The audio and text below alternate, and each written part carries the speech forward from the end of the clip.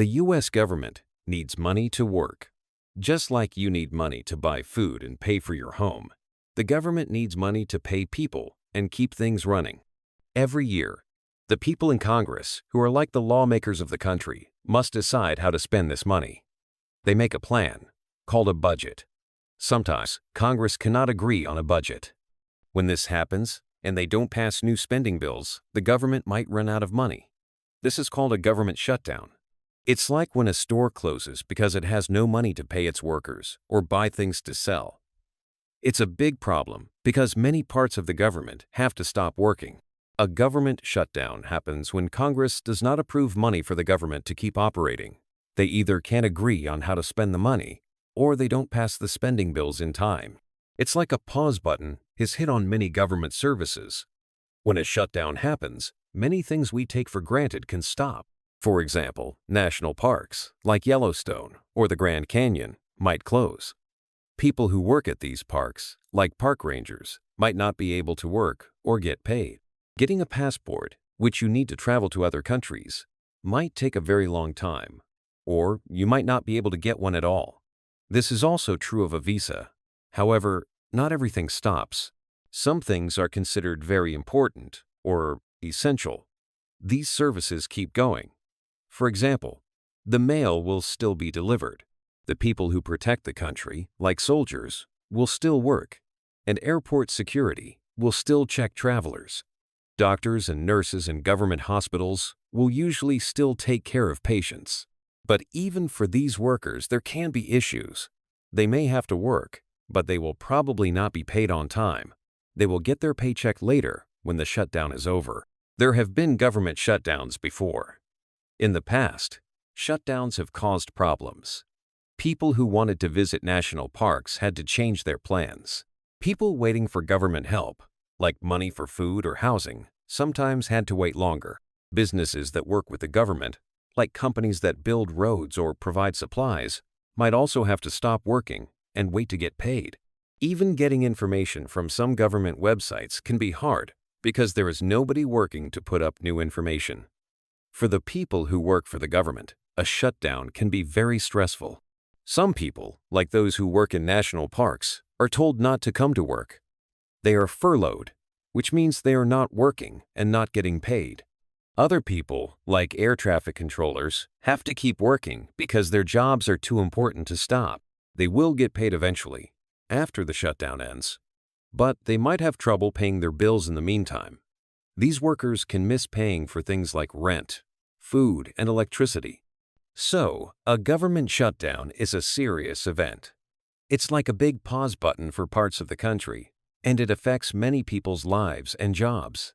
It happens when the people in charge of the country's money can't agree on how to spend it, and it causes problems for many people until they do.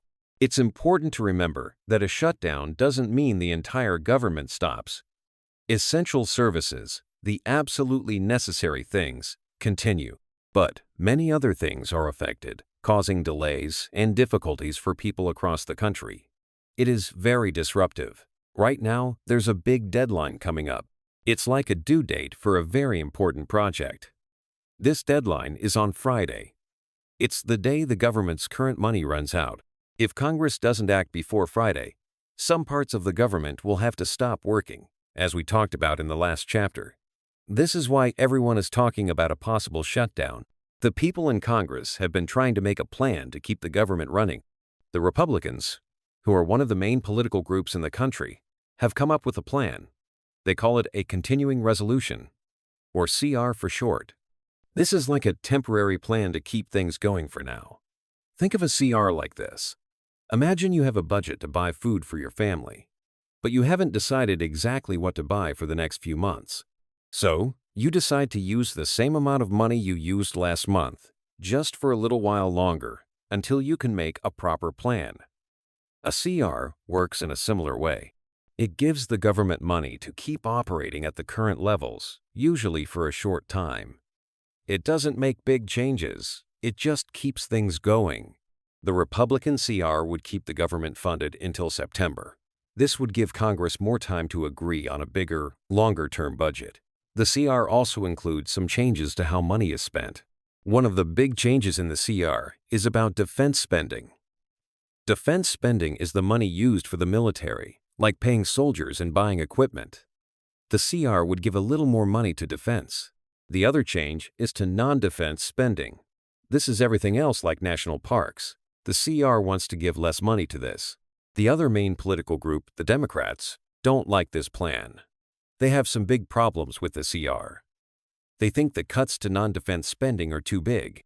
They worry about things like education, healthcare, and helping people who need it. The Democrats think these should get more money. Right now, the Republicans have more people in Congress than the Democrats. This is called having a majority. It means they have more votes. But even with the majority, it's not always easy to get things done. The Democrats strongly disagree with the plan.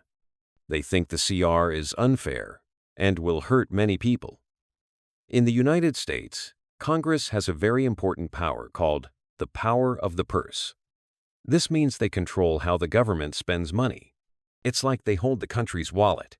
They decide how much money goes to schools, how much goes to roads, and how much goes to everything else the government does. Because of the power of the purse, the Democrats want to be sure they are heard in the discussion. They want to make sure Congress, and not just the president, makes these important decisions about money. So, the situation is like this. There's a deadline, a temporary plan, and two groups who can't agree. The Republicans have a plan, but the Democrats don't like it, and the clock is ticking. This disagreement is why a government shutdown is possible. It's a big problem with a lot of different parts, and everyone is watching to see what will happen next. The main disagreement is about how much to spend and where to spend it.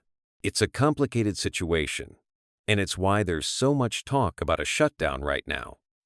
It is not an easy problem to solve. The Republican plan, the Continuing Resolution, CR, has some big problems that make it hard to pass. It's not just about Democrats and Republicans disagreeing. It's also about how Congress works. Congress has two main parts, the House of Representatives and the Senate. Both parts need to agree for a bill to become law. In the House of Representatives, the Republicans have a small majority. This means they have more people than the Democrats, but not by much. The numbers are very close. Because the majority is so small, almost every Republican in the House needs to vote yes for the CR to pass. If even a few Republicans don't like the plan and vote no, the plan could fail. It's like needing almost everyone in a class to agree on something. If just a few people disagree, it won't happen. As we discussed before, the Democrats in the House are mostly against the CR. They think it spends too much on the military and not enough on other important things. They believe the plan is not good for the country. Because of this, it's very unlikely that many or any Democrats in the House will vote for the Republican plan. This makes it even more important for the Republicans to all agree, which is hard. The Senate is the other part of Congress. It's different from the House. In the Senate, even if most people want something, a smaller group can sometimes stop it. This is called a filibuster. It's like a way to delay or block a vote. To stop a filibuster, you usually need a lot of votes, more than just a simple majority, usually around 60 senators out of 100. Because of the filibuster, the Republican plan needs some Democratic votes in the Senate too. Even if all the Republicans in the Senate vote yes, they still need at least some Democrats to agree. This is a big problem because, as we know, the Democrats generally don't like the CR. Getting enough Democrats to vote yes in the Senate will be very difficult. It's important to note that not all Republicans feel the same about the proposal. It's not just Democrats who have concerns. Some Republicans also think the plan spends too much on the military, while others think it doesn't spend enough. Some Republicans want to spend less money overall, and others have different ideas about where the money should go. These different opinions within the Republican Party make it even harder to get everyone to agree. The Democrats and some Republicans are worried about many different things. Some are concerned about specific programs that might get less money. Others are worried about the overall impact on the country. And some are concerned about how the plan will affect people in their states or communities. There are a lot of different worries and concerns, which makes finding a solution very complicated. So, the problems with the plan are not simple. It's a mix of the narrow Republican majority in the House, the need for almost complete Republican agreement, the strong Democratic opposition, the Senate's filibuster rules, and the different opinions even within the Republican Party itself. All these things together make passing the CR a very big challenge, and that is a cause for concern for everyone. If Congress can't agree and the government shuts down, it causes many problems. It's not just about some offices closing for a while. It can have bigger effects on the country and its people. A shutdown is expensive. First, it actually costs money to shut down the government and then start it up again. It's like closing a store for a few days and then reopening it. You have to spend time and money getting everything ready to close. And then you have to spend more time and money getting everything ready to open again. This extra work costs money that could be used for other things. The process is inefficient. A shutdown can also hurt the economy. The economy is all the buying and selling that happens in the country. When the government shuts down, many people might not get paid. This means they have less money to spend. If many people have less money to spend, businesses might sell less, and the economy can slow down. It's like a ripple effect. One problem causes another, and then another. Lawmakers, the people elected to represent us in Congress, have worries. For example, lawmakers from Massachusetts are concerned about how a shutdown would affect their state. They worry about people losing their jobs, services stopping, and the overall impact on their communities. Every state has its own concerns, and lawmakers try to protect their state's interests. Many people are worried about Social Security and Medicare. Social Security is money that older people and people with disabilities get from the government. Medicare helps older people pay for their health care. While these payments usually continue during a shutdown, people worry that a long shutdown could cause delays or problems. People rely on this money, so any uncertainty makes them anxious. Any threat to the system is a worry.